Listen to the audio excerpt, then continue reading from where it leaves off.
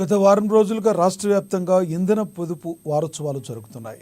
ముగింపు కార్యక్రమానికి కాకినాడలో జిల్లా కలెక్టర్ షాన్ మోహన్ నైలి హాజరయ్యారు. ఈ సందర్భంగా ఇంధన పొదుపు ఆవశ్యకతను కలెక్టర్ వివరించారు. ముఖ్యంగా విద్యుత్ వాడకంలో పొదుపు పాటించాలని సూచించారు.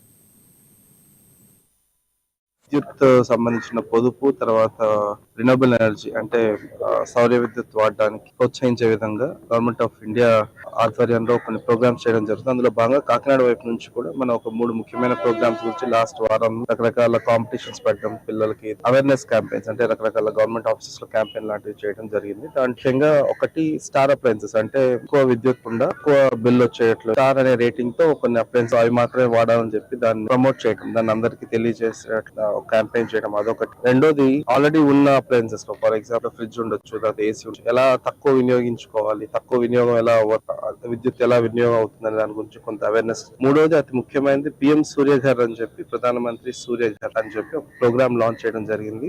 పోస్ట్ ఉందా? పిఎం సూర్యఘర్ లో భాగంగా ఈ పిఎం సూర్యఘర్ లో భాగంగా ప్రతి ఇంటి పైన ఆఫీసుల పైన solar panels, roof top solar panel